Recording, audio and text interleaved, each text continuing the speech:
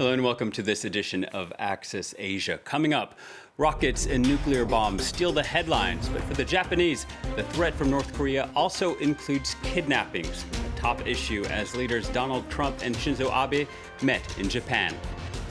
Indian farmers are up to their necks with the local government's land grab. After weeks of protest, we'll find out if they were successful or not. And going under the knife, China sees a surge in plastic surgery as people look to fight off old age, woo a mate, or even find a job. But first, Donald Trump made his first visit to Japan as U.S. president and met Prime Minister Shinzo Abe. The top talking point was a rising threat from North Korea. But that threat, at least for Japan, is beyond the rockets, missiles, and nuclear bombs. The two leaders also discussing the decades-old issue of Japanese citizens being abducted by North Korean agents. Ellen Gainsford reports.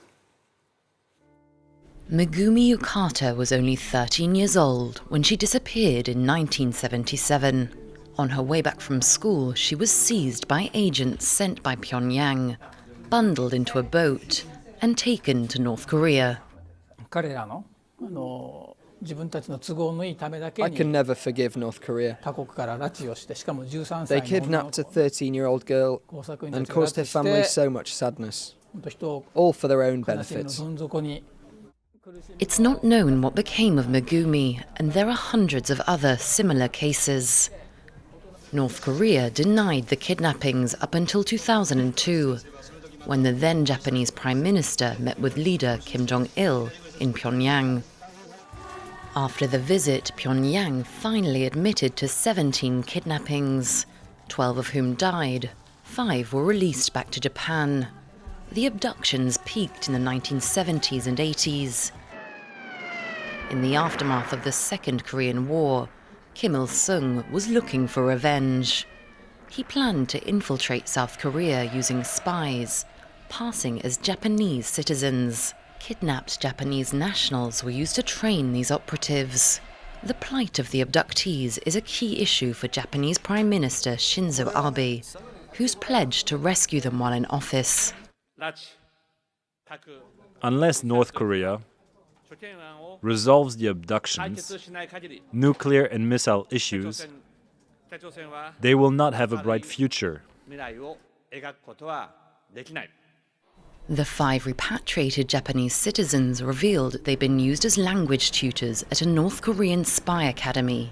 But it's still not clear what happened to the hundreds of other missing persons. 40 years on, the mystery remains unsolved. Well, North Korea is a hot and sensitive topic in Japan, especially after Pyongyang's fired several rockets over the island of Hokkaido recently. But there is a Korean community in the country, and some of them are enthusiastic about anything North Korea related. Meet the Military First Girls, a group that was inspired by North Korea's all-female band called Morinbong. Though they say their interest is purely cultural, they are often harassed online. That hasn't stopped them from meeting, rehearsing, and even performing. Take a look.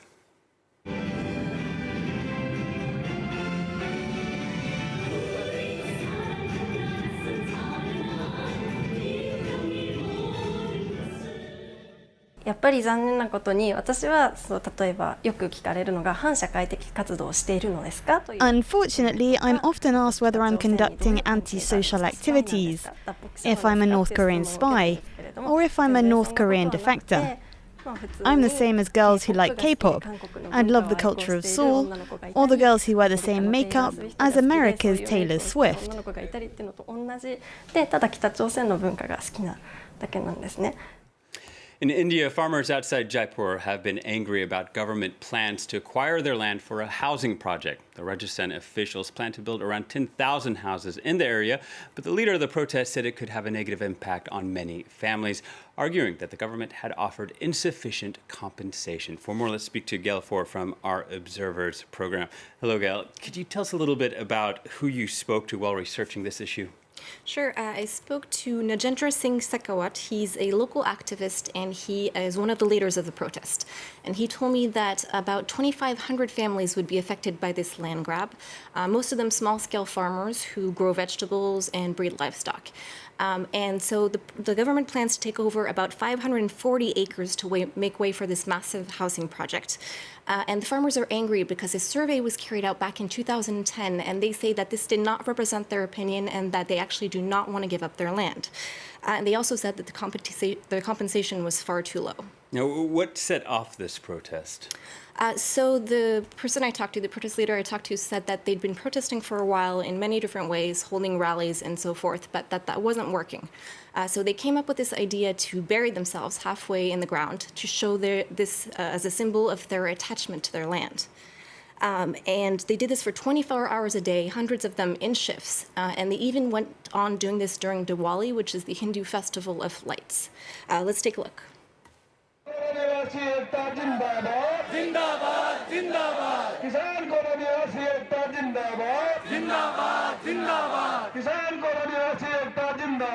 So this protest lasted nearly a month, and it finally ended on October 30th. And what about this method? Why did they decide to protest by burying themselves? Well, it was to do something a little different than the protests that hadn't gone them anywhere so far. They'd been doing this for years, just rallies and so forth, and that didn't work. And this garnered a lot of attention in the media, this method of burying themselves. And so a few days into the protests, the local authorities decided to enter into talks with the farmers. And on October 30th, they finally came to an agreement. And that agreement was that they would redo the entire survey. And so this is a process that'll take several months. But the farmers say that once it's done, they will reassess the situation and decide how to go forward. So is this what they wanted in the end? They did want a new survey. They also wanted better compensation. And so we'll see after the survey if that comes to bear. And protests against land grabs seems to be quite common in India. Yeah, land is a very scarce resource in India, and it's the main source of livelihood for half the population. And farming is actually one of the least productive sectors in the Indian economy. So the government for the past few decades has been trying to acquire a lot of land to develop large-scale farms as well as urban areas, as is the case in Jaipur, to boost the economy. And this has led to a lot of protests all over India, lots of farmers protesting because they say they haven't been compensated fairly, and many of them wait years for compensation, and some of them never get compensated at all. All right, thank you, Gaelle. Gaelle Faure from our Observer's desk. Now, imagine looking for a new job. Perhaps you polish up your CV, get a new outfit for the interview, and why not a facelift? Well, more and more university graduates in China think that plastic surgery could boost their employment prospects. This year, 14 million Chinese are expected to have cosmetic surgery, a 42% increase from last year. Alexander Alcott and Haximars Belkin have more. She spends her time performing on social media. And in order to make it as an online star in China, 18-year-old Rui Zhilang is happy to turn to plastic surgery. I've had quite a few operations around my face, my nose and my eyes. Her last operation, a breast augmentation, cost around 4,000 euros. She sees it as a good investment in her career. Each day she's watched by hundreds of thousands of admirers online. Hello everyone. It's a while since we've seen each other. Today I'd like to talk to you about makeup. We'll start with the eyes. The makeup lesson is streamed live from her phone. Other online stars are known for their singing or dancing.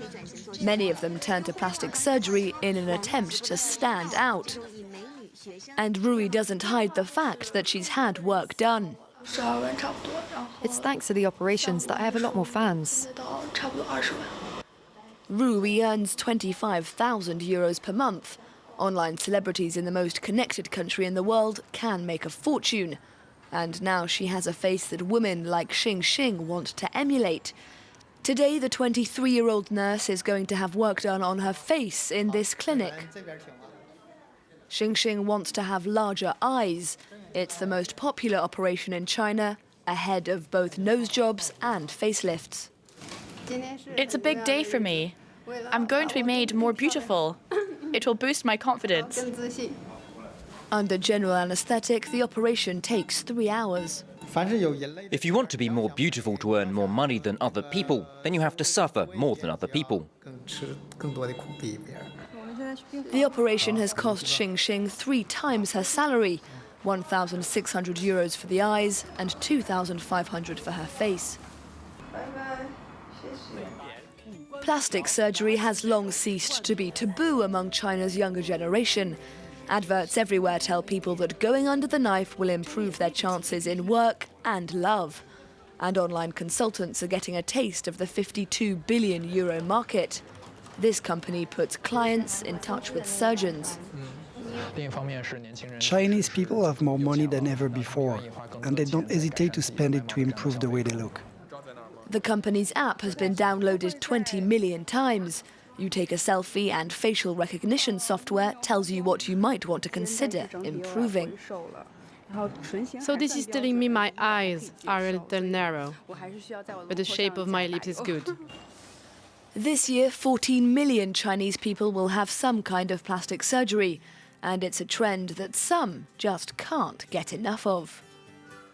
And finally, we've all had days where we need to let off a little steam. What better place to do that than in a rage room? This in Singapore, where a company called Fragment Room provides just that service. You can pay just under $30 to smash a limited amount of items, or splurge on the Annihilation Pack, which costs over $300 but lets you smash to your heart's content for half an hour.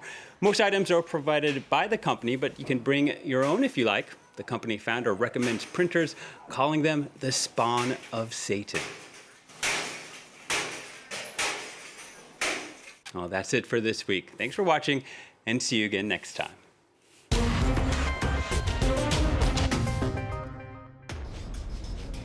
Middle East Matters, presented by Sanam Chantier.